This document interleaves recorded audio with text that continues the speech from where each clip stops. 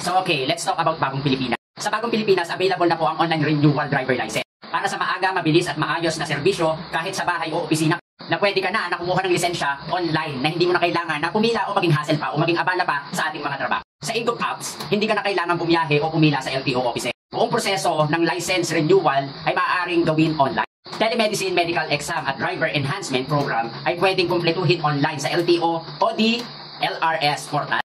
Ang driver license card ay maaaring ipa-deliver o kunin sa pinakamalapit na district office. May digital access ka na rin sa iyong lisensya na maaaring magamit tulad ng physical card. Layunin po ng Bagong Pilipinas sa pamumuno ni PBBM na mapagaan po ang bawat proseso. At hindi lang po lisensya ang pwedeng i-renew dyan. Ang IGOB po application ay hindi lang po para sa renewal ng lisensya. Matitrace din po nito kung talagang ikaw ay rehistrado sa National ID, Government ID o kahit ano pang ID na under po ng IGOB application. At ang purpose po ng IGOB app ay hindi lamang po sa renewal ng lisensya.